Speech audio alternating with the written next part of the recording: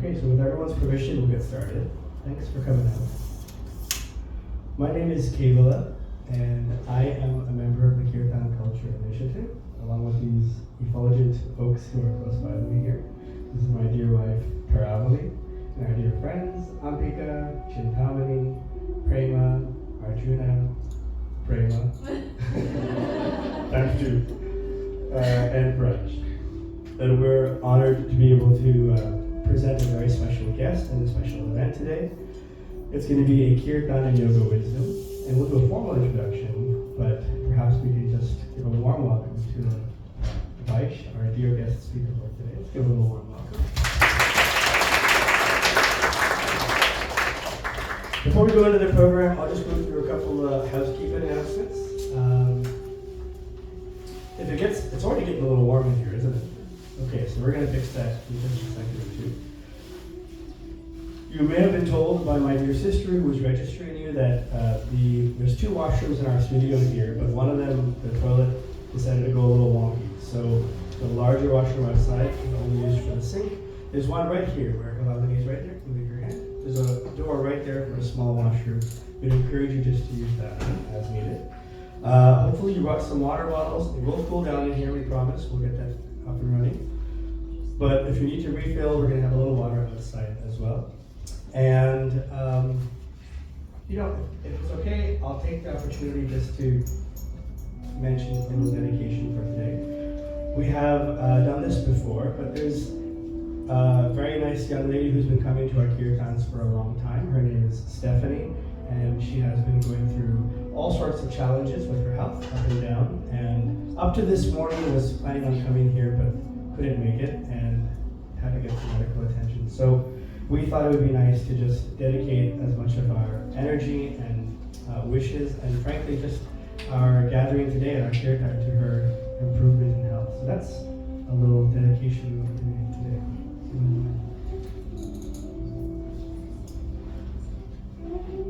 The Yoga Lounge is a fantastic cool space right in the city. The owner, Susan, is going to trickle in at some point, I'm sure. So I'll try my best just to mention at the end of the program how you can get involved in this beautiful studio space. That's if she doesn't get a chance to drop by. But I think we should just dive right in. We're really appreciative that on a Tuesday night you took time out of your busy schedules to come out for a little time for your sacred self, to explore the heart space through sacred sound. And we were really humbled and overwhelmed by the response, and we're even more humbled to have our dear teacher, Vaish, who's going to be leading this beautiful session today, and is actually going to lead us right into our guided meditation. So, if it's okay if I give you a little introduction for our dear Vaish. So Vaisheshika Das, also known as Vaish, is a renowned spiritual guide.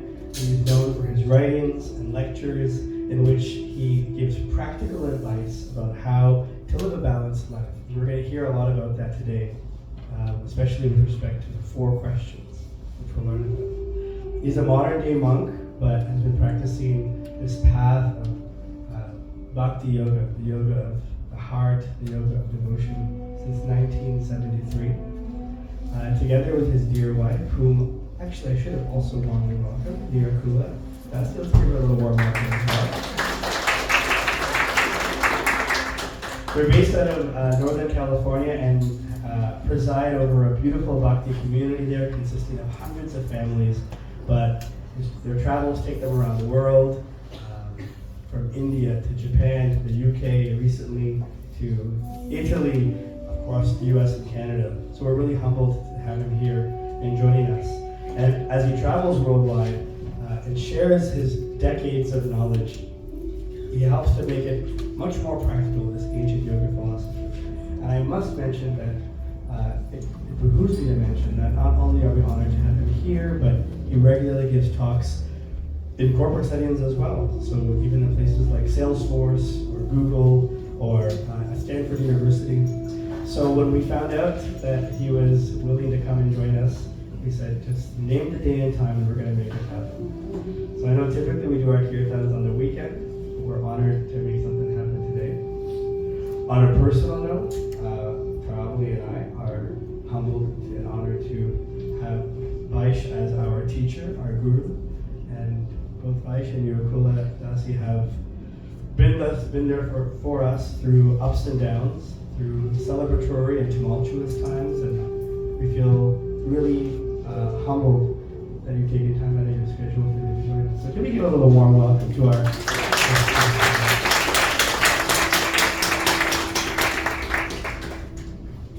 So I'll hand it over to you for a little guided meditation to kick us off, and then we'll go into our opening chant, followed by some yoga and wisdom.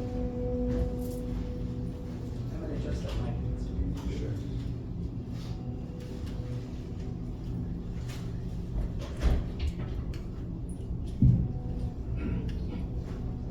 Yeah. I'll adjust the volume too.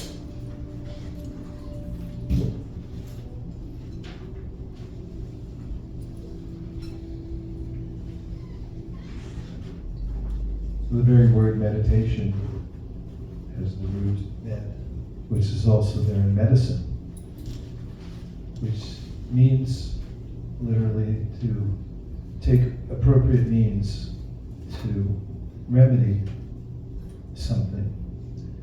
And in the Yoga Sutras and the Bhagavad Gita, there's a description of the human apparatus, and there's a hierarchy. In the hierarchy, senses, working senses and knowledge-gathering senses.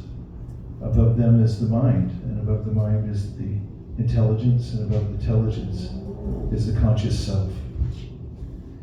And Patanjali Muni describes in the beginning of the Yoga Sutra that the mind is subjected to disturbance, and therefore we find various states of mind. In his analysis of the mind, which is a kind of yoga psychology, he mentions 5 distinctive states, 3 of which are non-productive. Absorption, coming into an awareness that we're not the mind, and also an awareness that we have free will. And what is that free will? It's the choice to point our awareness in any direction we like. So let's try for a moment a simple introspective process that my teacher gave me in one of his writings many years ago that helps us to objectify the body and our minds and attain a state of aloofness, or what's called shakshitva, which means witnesshood, to be the witness and stand back from the body and also from the mind. So let's start. You've already started, actually. You already came in here, you're already deep in meditation. Let's continue with this process. Sit up just a tiny bit straighter than you were a second ago, because as soon as the spine straightens a little bit, not in an uncomfortable way, but just slightly more than you were, then the mind tends to come to attention. And if you like, try closing your eyes. Keep an alert mind, but relax. And just come into the moment. We spend much of our time speculating about what the future might bring and lamenting about the past, or at least dwelling in either of those realms. It's a luxury to come into the eternal present, where we always reside. We're always here, always have been here. And just bring your awareness to your breath. And try counting 4 in and 4 out, meaning a count of 4 for an inhale and a count of 4 for an exhale. And just naturally breathe. And if you find any turbulence, just come back to the flow of your breath.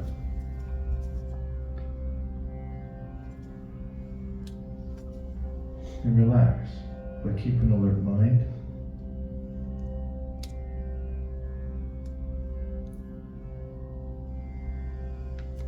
And now bring your awareness to your right foot.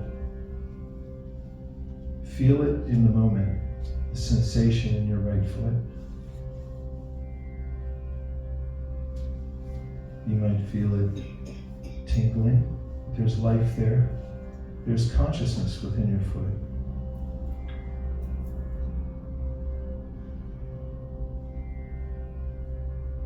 And now, move your awareness to your left hand. Experience your left hand in this moment. You can't experience it in the future. You can't experience your left hand in the past. You can only experience it in the present moment.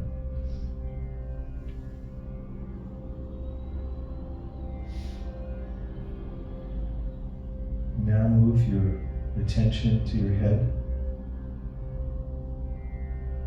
And just notice the sensation of your head, and notice how it's you who decided and transferred your awareness to your head, and that you can do this at any time. That's your free will.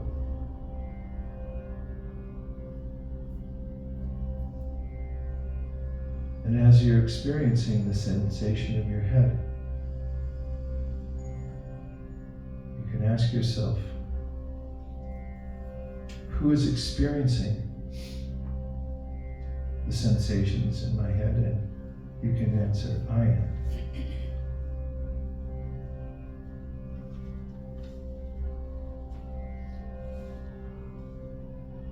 The mind is a sense. It's called the sense within. It has recorded information.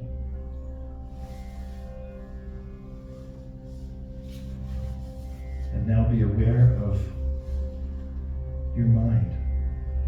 And just notice its movements. If there's any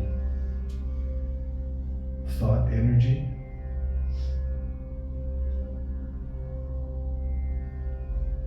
or if you notice any emotion coming through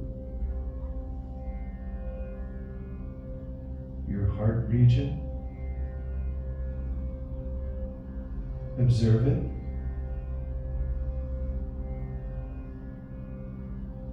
And then let it pass on.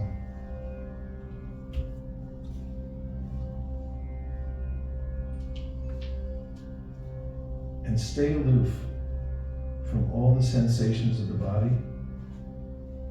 You may feel something in your legs, your torso, your arms, your head. But ask yourself, who's experiencing these sensations? And you can answer, I am. And just for this moment, be the witness of your body. Be aware that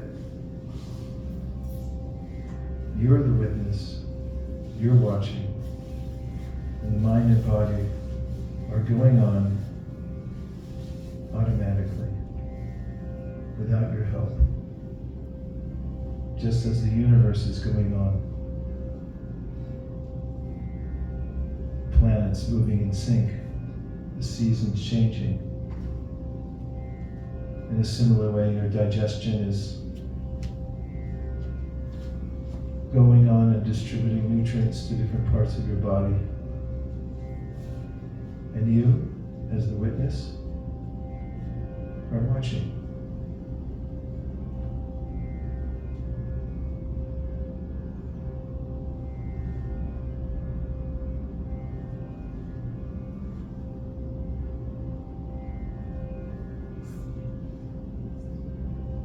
you can become aware of the energy centers within your body.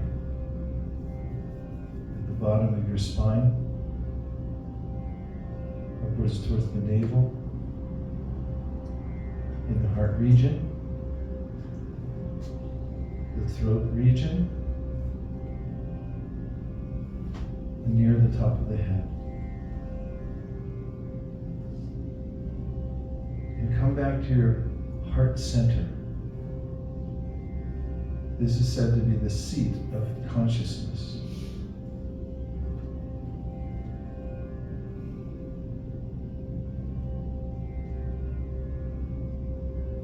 Within the region of the heart, the ancient wisdom literatures say there's a vibration.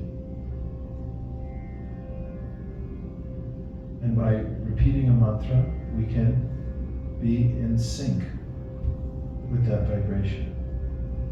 The vibration that's going on in the heart. It's a one-syllable mantra, spelled A-U-M, pronounced Om. We're now in the key of middle C from the Tempura. So with an awareness of your heart region, we can together say the syllable Om. I'll take an inhalation of 4 counts, and then I'll say Om in the key of C. And if you'd like, you can say it along with me. We'll do it 3 times.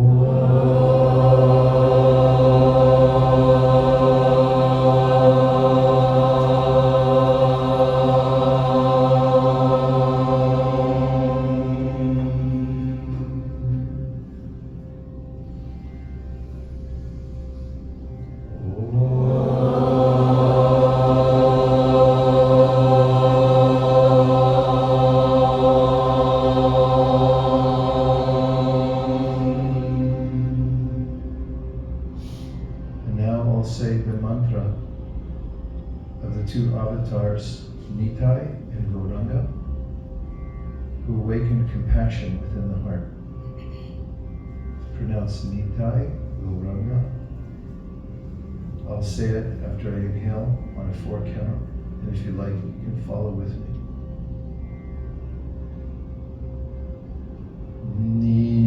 Nitai.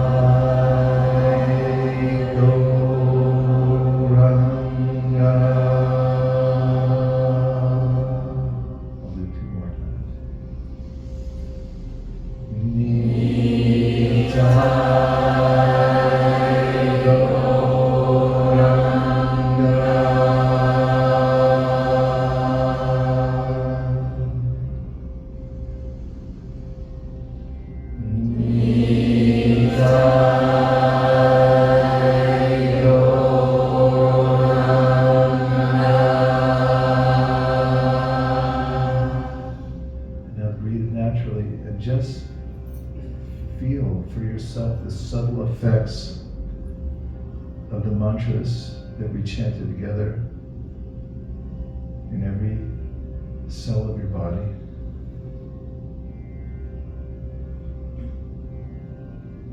Bring your awareness back to your breath. Feel your fingers and toes. And then let's slowly open our eyes, come back into the external world.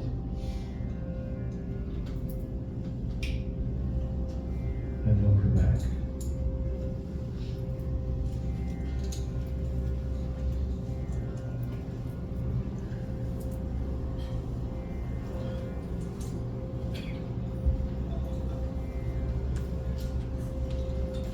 That was very beautiful. And now, with that centered and focused attention, we'll just dive right into the deep end of the pool with our first chant. Make it easy. Arjuna, I might need your help advancing the slides. So I just hit the arrow key. So one more. One more, two. Again. There you go. And back. There you go. The words are simple, we'll dive right in. With your full voices, your full bodies, we say this at a lot of our kirtans. We're trying to channel right from the root chakra, a pillar of sound that escapes. And we'll fill this space. It shouldn't be very hard with a crowd like this, we can already tell. With your voices and the mantras. The words are as follows.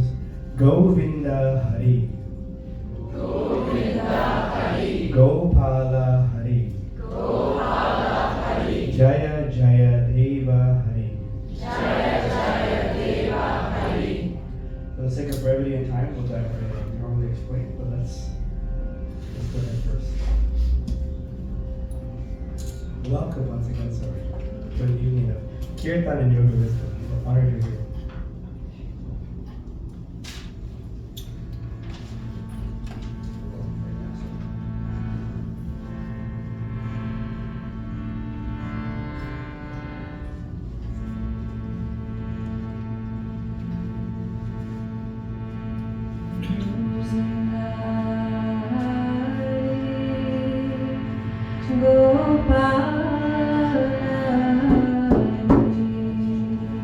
Deep breath.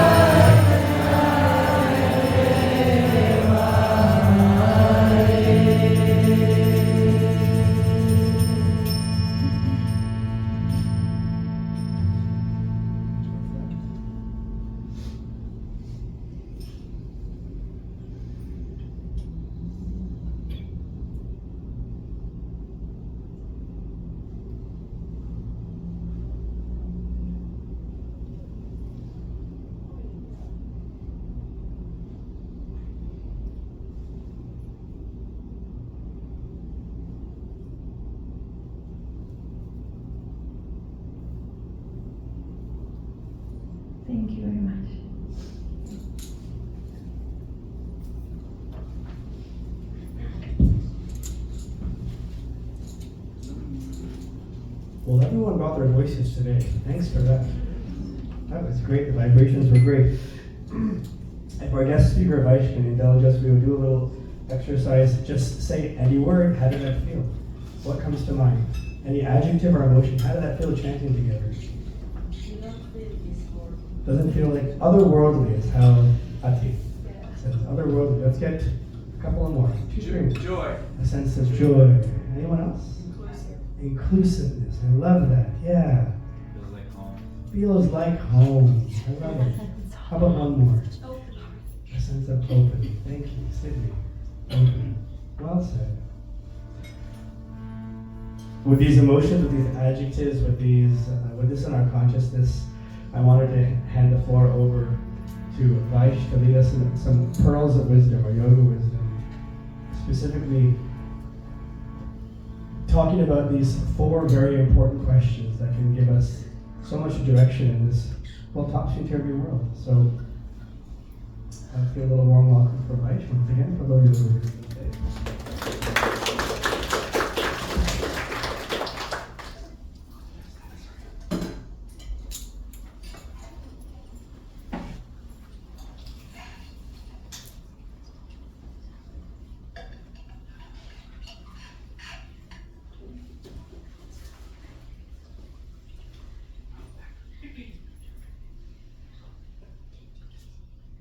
Sorry.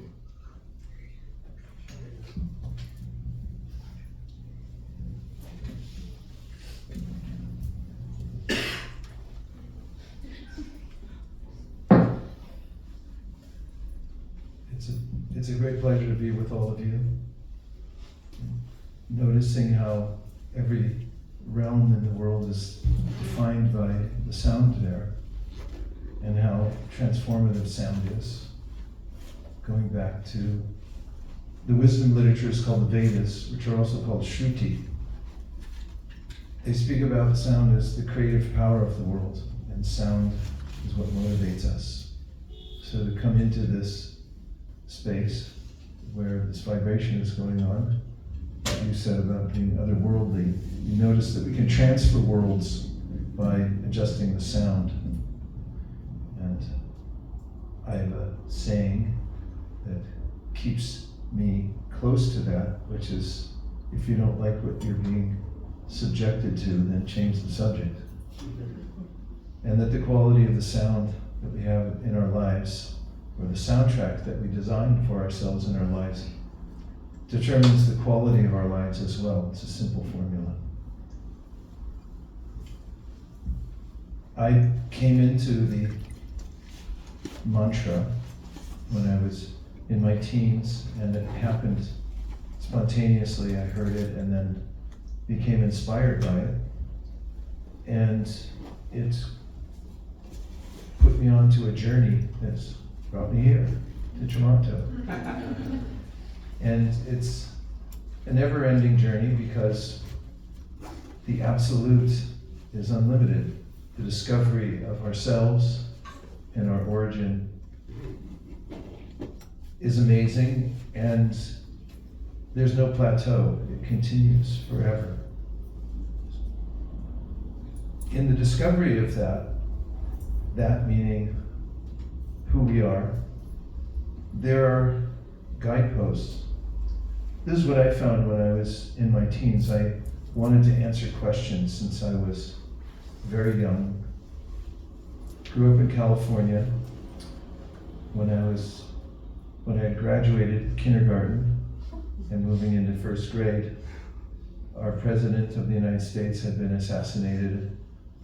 And I felt that there must be something wrong with the world. And I began to inquire from my parents at a young age why people had to die. And for that matter, why I had to die. They didn't have answers, nor did my brother or any of my other friends, teachers at school. And I got the impression that they'd rather not talk about it. And when I got into high school, it became a more pressing matter. And I came across several books that had borrowed from the ancient wisdom literatures, especially the Bhagavad Gita. A friend had given it to me at school, and I had no idea what it was, but it opened me to a realm of wisdom given by self-controlled sages who had employed the principles of yoga, meditation, and a lifestyle of conscious living for millennia.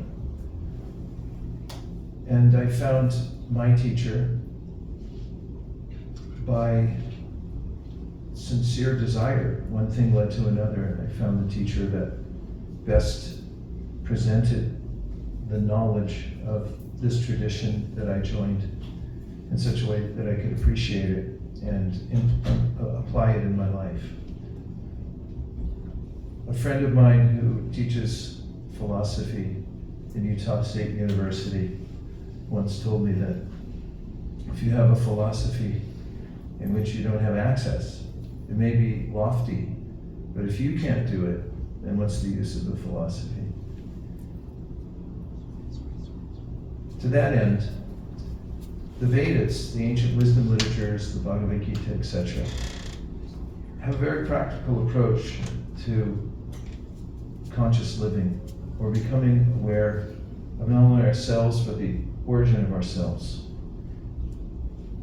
And not just knowledge, but also experience a direct connection, which is what yoga means. It comes from the root word in Sanskrit, yuj, which means to reconnect, or to be connected.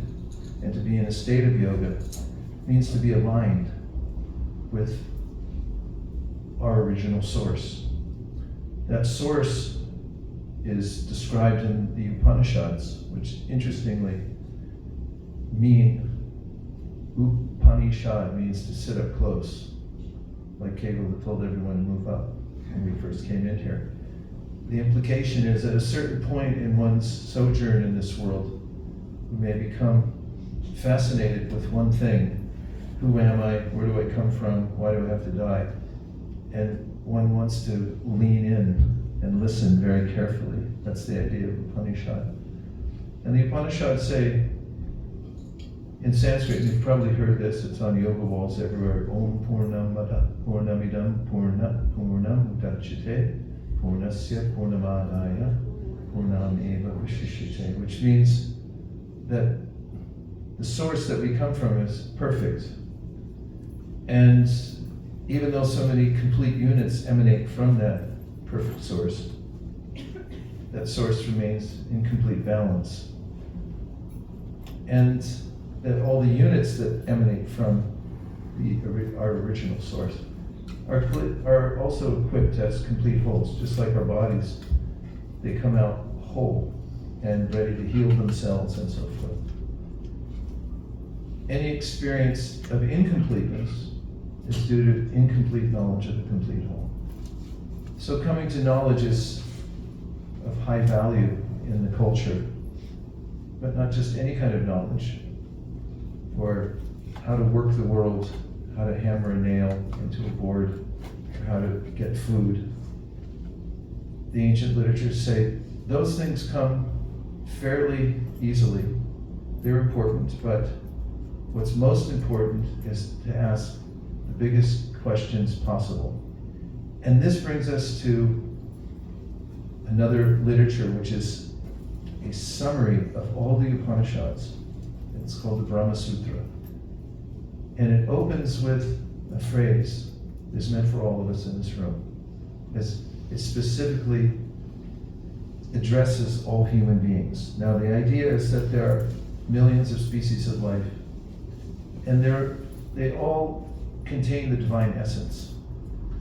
The Bhagavad Gita says a person who's in perfect knowledge doesn't see a difference between one living entity and another, just notices they have a different body, whether it's an elephant or a cow or a man or a woman or whatever species. There's a universal sameness to everything, to everyone, because we come from the same source. And the bodies are incidental. They're an apparatus that's facilitating us for one life. So the human life is described as being rare and extremely important, albeit brief. It's just a flash in geological time, to speak of cosmic time. And here's the question. In Sanskrit it says, Atato Brahma Jignasa, which means that therefore, now that you've achieved this human body as a conscious entity, you've been awarded by nature a very special apparatus through which you can understand causality. And therefore it says, Atato Brahma Jignasa, now is your time to inquire. And it says, ask about Brahman. What's the source of everything? You can also ask, what is death? Why do I have to die? Do I die? How did I get here? And the implication is that the answers will be forthcoming. So what's the problem? I don't ask. I experienced that throughout my youth. I asked, but there was no encouragement for that asking. It's not possible to understand. That's the other side of the coin of what's called blind faith. There's also blind doubt. And the admonition to ask the biggest questions indicates something about the world itself, and that is the world is responsive. Just to put it that way, the world, or we could say the universe is responsive. And we sense this. You may have heard somebody say, at least we do in California, people say, I prayed to the universe and the universe gave me this new car. There's a sense of responsiveness.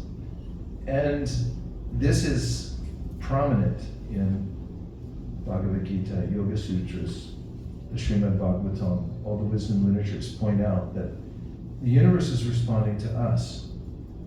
And when we are aligned with our highest purpose, and we live for that, we ascertain what's the highest purpose possible to live for, and we live in that way, then the facility to do that, the intelligence to execute such a life will come to us. It's one of the statements in the Bhagavad Gita, that for the sincere inquirer, intelligence naturally flows through the heart. Or a different metaphor, it says a lamp is lit in your heart. Or that there's a supreme spirit within your heart that will light that lamp for you when you sincerely inquire. So in the book I wrote called The Four Questions, I tried to summarize the most important questions that are given in these wisdom literatures so you can put them in your pocket and pull them out whenever you need them. These questions are practical. Even in rhetoric, there's a way in which the question mark stands supreme. Whoever's asking questions in a conversation is leading the conversation. And in that sense, question marks are like a hook. When you ask a question, you pull things closer to you. You pull the truth close to you. You ask, and you may receive knowledge or whatever else you might need. But if you don't ask, you don't get it. So the first question, which is in alignment with the Bhagavad Gita and other wisdom literatures, is to ask, what is my purpose? And of course, this has been given in various iterations in 7 Secrets to Highly Successful People and unlimited other venues or genres where people talk about ascertaining a purpose, purpose-driven life, and so forth. But it's a very practical matter for us to take time and find out by asking, what is my purpose? Practical experiment that I've done is to schedule time for myself, I use a legal pad because psychologically it gives me an edge that I have more space to think and write. And I like to use a pen. Nothing to distract me, just simple, old-fashioned technology. It's a relief. I found it to be a sanctuary, to close my door, to put a do not disturb sign on my door and then one on my ear so that the brain slows down and just says, you give yourself time now to find out where you're going. As George Harrison had a lyric in his song that actually comes from Alice in Wonderland that says, if you don't know where you're going, any road will take you there. And this is one of the great boons of being a human. We can sit and think. On Walden Pond describes going out into solitude and getting in touch with who I am. How frequently do I get to do that with the multitude of distractions that I have? So this is a luxury, and I highly recommend it. Take your legal pad, your pen, and then put at the top of the page, what is my purpose? Or to break it down, since that's a lofty question to ask, just under that is a subcategory. What are my priorities? And you may enter into a fascinating exercise where you re-examine who you are, why you're here, what your ultimate goals are in life by writing down your priorities. You may look at the page for some time and wonder, what's possible for me? But once we embark on this exercise under the category of asking myself, what's my purpose? We realign ourselves with this invigorated sense of where we're meant to go. So this is the first question. The second question is, how may I be of service? This is one of the very practical ways that we can feel aligned. The Bhagavad Gita talks about dharma. Dharma means what holds us together, what sustains our life. And they say, Bhagavad Gita says a very interesting thing, and that is that what sustains us is service. And a practical example of being an insider through service, you could imagine going to, well, perhaps, let me say, could you imagine going to a social gathering where you feel slightly awkward? Is that possible? Sometimes people go home for holidays and they're like, or they go someplace, somebody invited them, they're thinking, did I wear the right thing? Who am I going to talk to here? How do I fit in?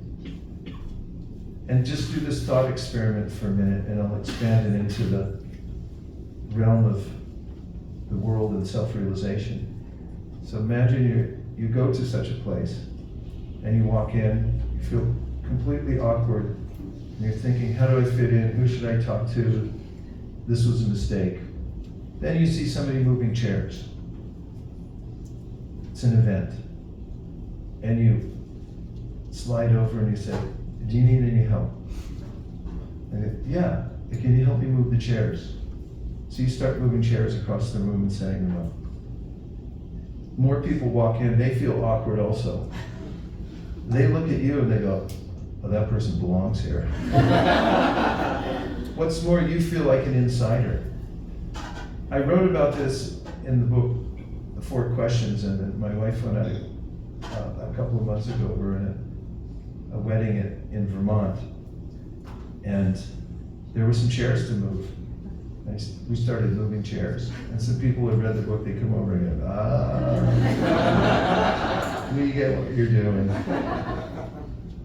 But the Bhagavad Gita says, when we extend ourselves in meaningful service, we feel naturally aligned.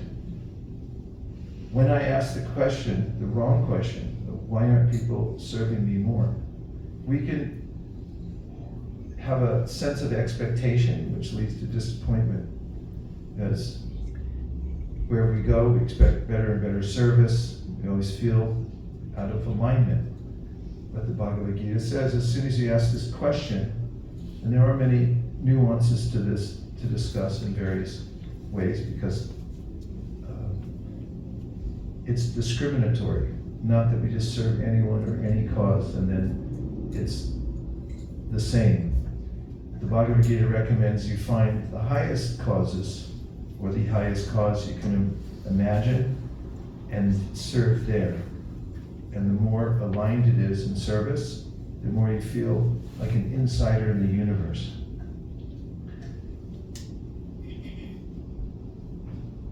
We all fit in somewhere in service, is the directive of the Bhagavad Gita. And my teacher gave an example of a tiny screw. He said that if you find a tiny screw lying on the street somewhere and you pick it up, you won't be able to get a penny for it on eBay. Or maybe you could these days, I don't know. But its value lies in the machine that it fit into in the first place. When it's connected to the machine, and the machine goes because the screw is doing its part, then it's inestimably valuable. And one day, years after I heard that example, my wife and I were walking in a remote place in Northern California. We just happened to stop in a place and I felt something underfoot. I looked down and there was a tiny screw. And I remembered that. I picked it up and I looked at it, I brushed it off. And I felt melancholy for a moment for the screw. Where do you fit in? Where were you doing service before you were estranged from your service and your purpose? I took it home, I have it on my desk. And it reminds me of me. I'm in a complicated universe, seemingly. But when I think of where's my place to serve, and I'm engaged in that, and I'm reconnected, that's yoga, and that means I'm an insider in the universe.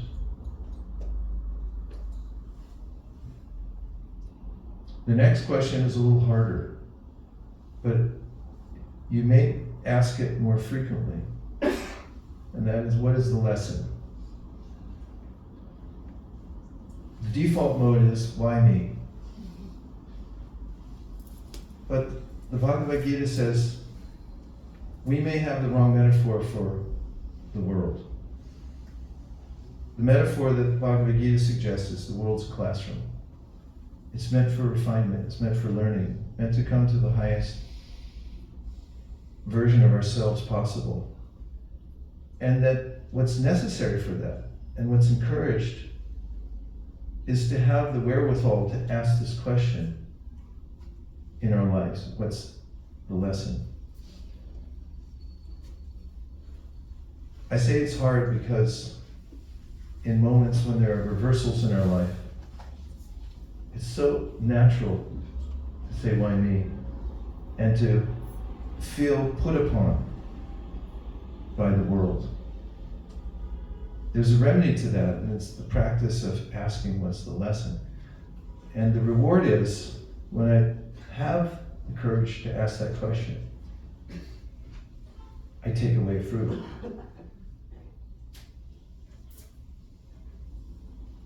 The fourth question has to do with our nature, which is that we're conscious. In the Bhagavad Gita, Krishna describes that there are categorically different energies in this world. And for enlightenment, one need understand the qualities of these energies. So the lower energy is called matter, and there's a catalog of the material elements. It's not extensive. Shall I tell it? Earth, water, fire, air, ether, mind, intelligence, and false ego. These are the 8 gross and subtle material elements. But beyond that, there's a categorically different energy, which is called consciousness. It can't be measured by double-blind studies or controlled experiments because you can't control it the way you can matter, because it's a completely different energy. And that energy is us. We are consciousness. And we can become aware of our own awareness. We can also, as we experimented with in the meditation earlier, direct our awareness anywhere we like. I mentioned that, didn't I, in the early part of the meditation, that's our free will. That's consequential. And therefore, the fourth question is, what's the best investment of my attention right now? The word attention has the word ten, just in many words we use, it's a Latin word, which means to connect, like a tendon connects muscle and bone. And then we have intention. Many tens. Means to stretch towards something and connect with it. So Bhagavad Gita points out that if you want to elevate yourself in the world, you need to get the best return on your attention possible. There's ROI, return on investment. There's ROA, return on attention. And the implication is that if we waste our attention, we're not going to get a very good return. There was a lyric from a song from the 1980s that I heard that said, "What do you expect staring into the TV set?" And so the Bhagavad Gita recommends that we become aware of our own power. That where our attention is going, that's where our energy is going to flow. And that if we can be very deliberate about where we place our attention and not random about it, we can go in any direction we like. In fact, mystics, we've heard of mystics. In the Patanjali Muni's Yoga Sutras talks about how yogis develop mystic powers. I took a class in university it was in psychology, called psychosomatic optimization. It was an elective.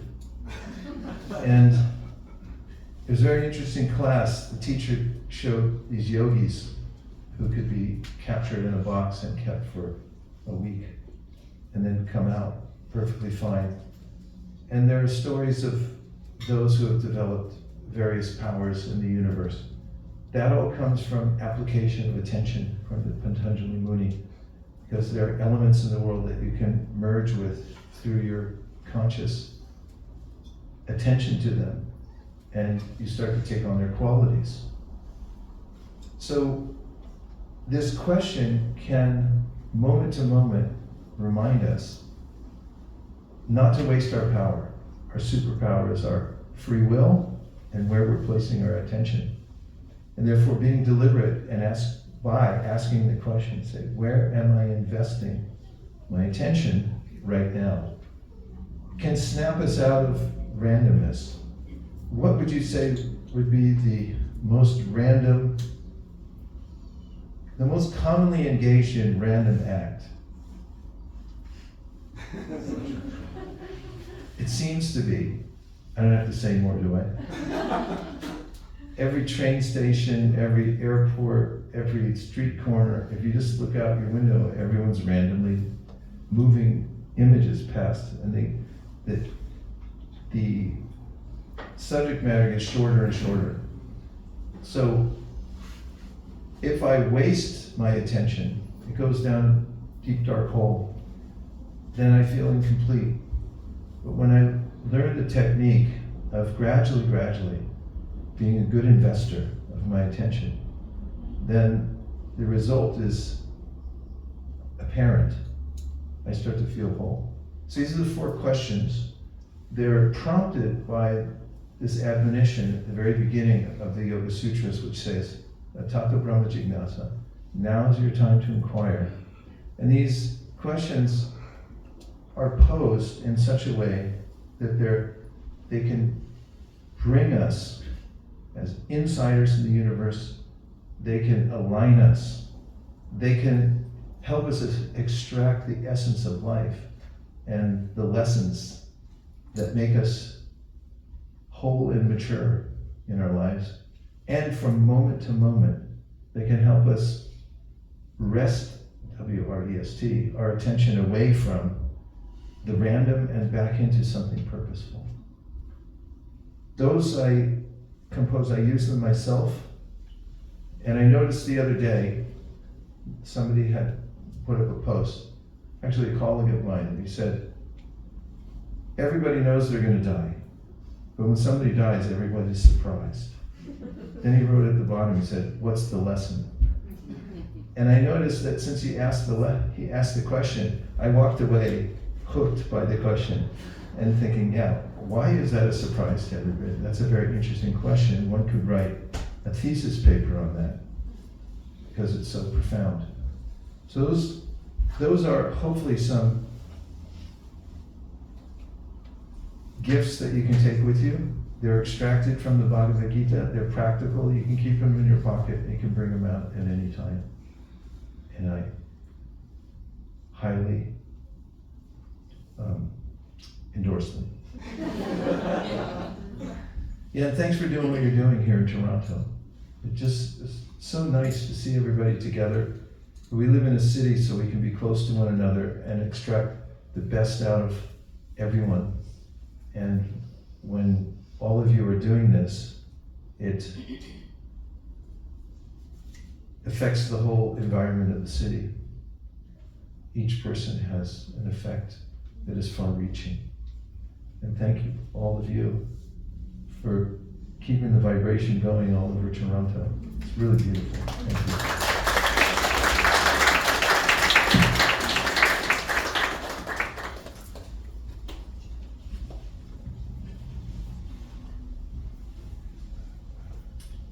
We promised yoga wisdom and you got it. So let's give some love one more time for Vaish. You can do a little better than that. Come on.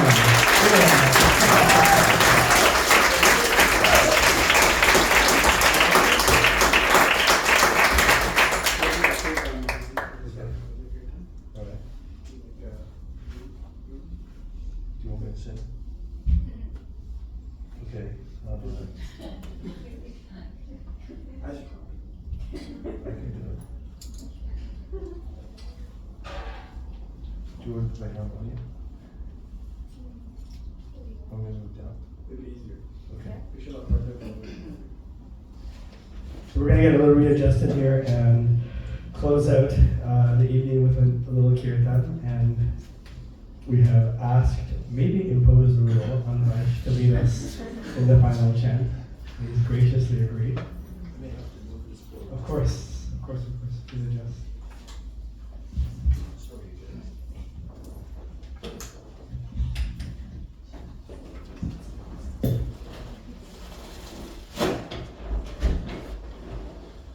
That's my portable Zafu. Take it with me wherever it's at.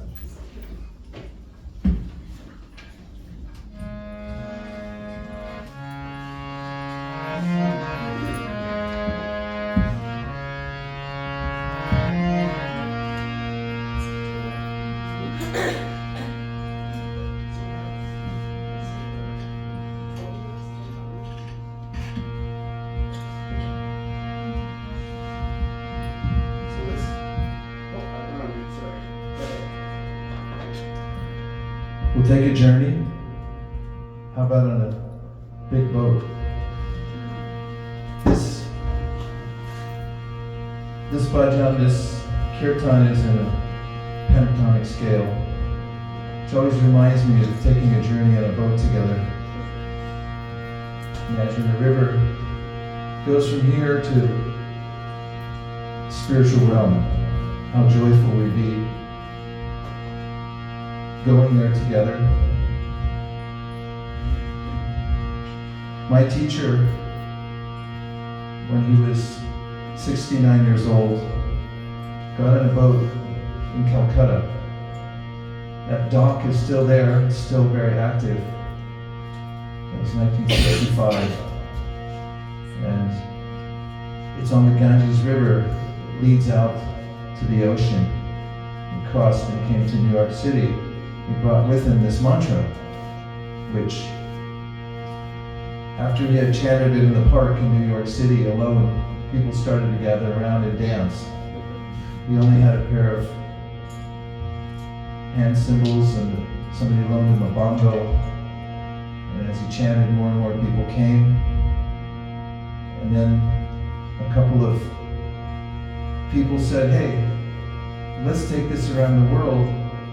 So they went to London and they introduced it to the Beatles. George Harrison made a record of the chant. It became a top hit. And it spread all over Europe and then back to America. And now people chant this mantra everywhere. So I remember also my teacher who got on a boat at that time called the Jaladuta. That means in Bengali, the water messenger. So we'll get on this boat together by chanting this tune. Hare Krishna, Hare Krishna, Krishna Krishna, Hare Hare, Hare Rama, Hare Rama,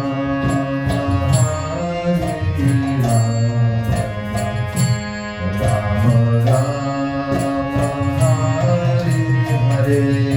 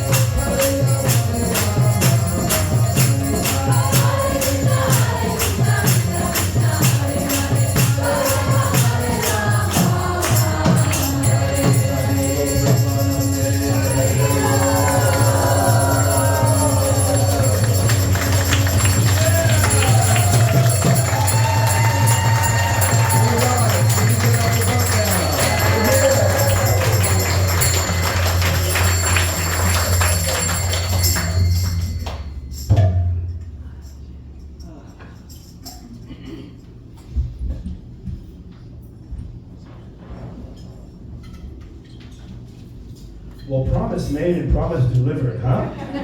Let's hear it one more time.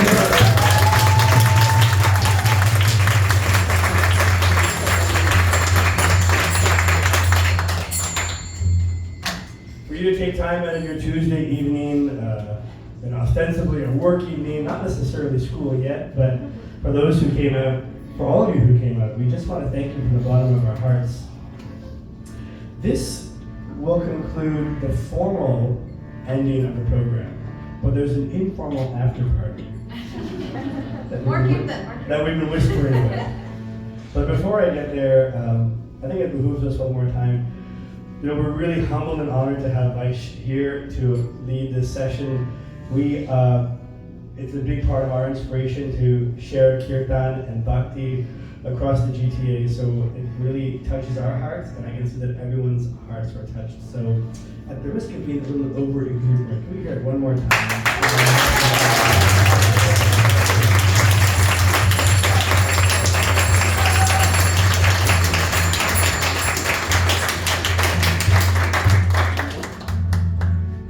So you can stay in touch. Now I'll do this and put it back at the end, because for those who want to stay back, you're welcome to do so for another 20 minutes or so. But I'll very quickly go through some items, which is you can stay in touch with Vaish by snapping a pic of that screen. I'll put that back up a little later on as well on Instagram or YouTube or on his website, where there's a great section called Ask Vaish Questions. You ask Vaish. It's a great way to stay in touch. And speaking of staying in touch, if I go to the next slide, Arjuna. Well, that'll be the one after, but here I should mention the book. No, we can go back, it's fine. The aforementioned book, 4 Questions. Nicole, do you want to maybe pass one up if you don't mind? Yeah. As you pass it up, feel free to stick it in your bag. No, this is the book that inspired today's Yoga Wisdom Talk. We're going to have some copies outside. This is called The 4 Questions, The Pathway to Peace by Vaish or Vaish. And we promise it's a very enlightening and practical book. You heard a preview of some of the questions, and it is a great way to seek profound, not only wisdom, but guidance for our lives. So we're going to make these available as you leave, whether you have to leave now, or if you want to stay for the little meet and greet and Q&A session. They're still going to be available. We'll have them for $10, yeah, so it's not much. If they want to pay cash, card is okay too? We can do that? Okay, card is actually preferred. Yeah, that's true. Nowadays, card is preferred. So please don't leave without a copy. It'll be well worth your time and your investment and your attention, as we heard, to read this book. And would it be okay to maybe get some signed copies if people are inspired, if they want to get their copies signed? So that can help you be made available. I also want to mention the Bhakti community on the next slide, Arjuna. So this is something we've been really warming up to as part of the Kirtan Culture Initiative. So this is something inspired by Vaish. It's the project called the Bhakti Community, and it has all sorts of ways to stay in touch and get involved and go deeper in our Bhakti practice. So a lot of sessions are held over Zoom, so it's really easy to plug right in, literally. Times are Pacific. So my hope is that for those who are here, I see a lot of familiar faces that come to our Kirtans. We would love it if a small group of us kind of collectively, took part in this Bhakti community. So I'm going to be sending out a message after today's program, and I would love to hear back from you that, I want to be part, or just go and sign up yourself. But we'd love it if we kind of, as a little Toronto group, kind of signed on to the Bhakti community. I'm not sure if I'm doing it justice. If you want to add anything, Vaish, about if you go to the next slide, it just has the little picture. Are you next slide? You can see normally Prema in the back has a slide control. Dude, ask so much for me. I'm just for cocktail thing. No, you're doing great. So please consider that. We want to make a little focused effort to be part of this little Bhakti community, and I think that might be the last one on the slide. You go to the next one. Did I miss anything else? Oh yeah, so I'll get to that later, but maybe I'll just mention this because some folks have to leave. As a Kirtan Culture Initiative, that is like hardly legible because we have to squeeze so much on there, but the QR code works. But we are going to be, in the upcoming weeks, in a few places. I want to find Eloise in the room. Here she is. This effulgent personality who is she's like made of maple syrup with her. She's so sweet. We crossed paths, and we're going to be hosting a kirtan out in the East End on September 13th at the Home of Ubuntu and Wellness. She has a beautiful, incredibly magical space that she's made out there, so we want to invite you to come out. And then on September 13th, confirmed, right? 18th? And we're going to be at Kula Yoga on Bloor, right downtown. That's going to be a program hosted with our dear power couple, Premananda and Ambika, another yoga wisdom and kirtan session. And then on the 27th of April, 27th of September, we're going to be doing an autumnal equinox kirtan. And then Jay and Justine are here. They're also just incredible souls, and they have an amazing space up in Collingwood, where we've been there now, I think, twice. We're going for a third time through a kirtan. That's going to be on October 4th. So we'd love to see you at any one of those events. And then, next. Okay, so for those who have to go home and take care of your loved ones or your pets, or have to take care of what you have to do, I'm sorry you have to leave. Because what I'd like to ask is for those who would like to stay, and we heard from a lot of you that you'd like to. Well, I would want a little over time, so we'll keep this for about 15 minutes or 20 minutes. I set a cutoff for 8:30, but given that we started at 6:35, we'll do it at 8:35. So for those 20 minutes, what I will ask, if you can indulge me, is for those who want to stay back, to just scooch in even closer. You can get off your cushions if you want, or bring your cushions closer. And for those who have to leave, that's also okay. In fact, maybe it's a good time to just get up and stretch your legs a little bit. Yeah? You want to do that? We've been sitting for a while. Yeah. And as we're leaving, for those who are leaving now, and for those who are going to stay a little later, we have little cookies, vegan cookies that you can take to go. Those are made by Hiladini in the pink in the back. Let's give her some love. Okay, so that brings the conclusion to this formal part of the event. For those who are able to stay, now you can feel the space is coming closer. We're going to come a little closer to Vaish and have a little meet and greet and questions and just get to know each other. Thank you everyone for coming out today for a Tuesday evening session of Kirtan and Yoga Wisdom. Give yourselves a round of applause. Yeah.